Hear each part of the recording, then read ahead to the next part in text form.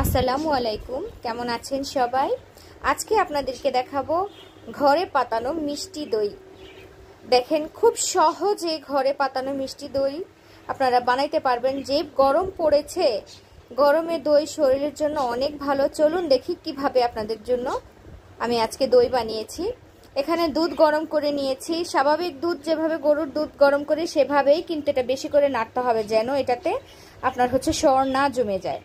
তারপরে আমি এখানে একটু দুধটা ঘন হওয়ার জন্য পাউডার দুধ দিয়ে দিয়েছি। ক্যারামেল করার জন্য পাতিল পুড়ে ফেলেছি। পাতিলে এবার ক্যারামেল করে আমি দুধটা একটু কালার করার জন্য, দইয়ের কালারটা যেমন একটু হালকা হালকা বাদামি আসে, তার জন্য আমি ক্যারামেল করে দুধে দিয়ে দিয়েছি। জাস্ট ক্যারামেল করেছি দুধটা কালারের জন্য, অন্য কিছু না। আর এটাতে আমি মিষ্টি কম দিয়েছি কারণ অত বেশি মিষ্টি খাবো না। আর ঘরে আমার এটা ছিল কেনা দই, ওই দই থেকে আমি একটু দই, প্রায় 2 থেকে 3 টেবিল চামচ দই নিয়ে আমি ওটাকে ভালো করে ফেটিয়ে নিয়েছি। আর এইদিকে ক্যারামেলওয়ালা যে দুধটা, সেটাকে আমি ভালো করে ঘুটনি দিয়ে ঘুটে নিয়েছি। এই পাতিলে আমি দই বসাবো, যার কারণে আমি এটাতে একটু দই লেপে নিয়েছি। এটা আমার আম্মাও এরকম করে করতো, আমিও আমার মতো হুজুকে বাঙালি ট্রাই করেছি। আর যে ফেটানো দইটা ছিল সেটা আমি আবার দুধের মধ্যে দিয়ে এটা আমি আরেকবার ঘুটে নিব।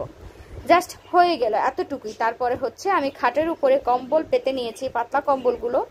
কম্বলের উপরে পাতিলটা দিয়ে তার উপরে আমি এখন দুধটা ঢেলে দিয়ে বসিয়ে দিব। এতটুকুই, অনেক সহজ। যারা পারেন না, আমি প্রথমে আমারও দুধ নষ্ট হয়েছিল, পারতাম না। 2-1বার ট্রাই করলেই পারা যায়। আর দুধের মধ্যে দইয়ের পরিমাণ, যেই দইটা দিয়ে আপনার দুধটা বসাবেন, সেই দইটা একটু বেশি করে দিলেই আপনার দইটা বসে যায়। এটা কিন্তু কেউ বলে না, আমি বলে দিয়েছি। তো আমার দুধটা আমি বসিয়ে দিয়েছি। আল্লাহ বাঁচাইলে কালকে সকালে দেখা হবে। সকাল হয়ে গিয়েছে, আলহামদুলিল্লাহ।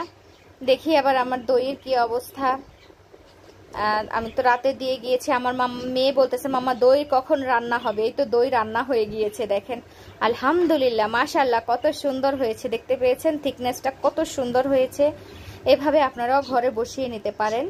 যেহেতু প্রচুর গরম, দইয়ের লাচ্ছি, তারপরে দই খেতে পারেন। দইয়ের কোনো উপকারের শেষ নাই।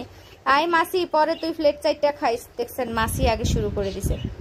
মশা মাছি না পড়লে না বুঝবেন না এটা অর্গানিক কিনা। আমার এটা খাঁটি, তো এই জন্য মাছি পড়েছে। দেখেন দইয়ের থিকনেসটা কত সুন্দর হয়েছে, দেখতে অনেক সুন্দর হয়েছে। যদিও আমি রোজা রেখেছি, আমি খেতে পারছি না। মেয়েকে দিয়ে ট্রাই করিয়েছি। মেয়ে বলতেছে দোকানেরটার চেয়ে তোমার রান্না দইটা অনেক মজা ছিল। তো আপনারাও এইভাবে রান্না করে ফেলুন।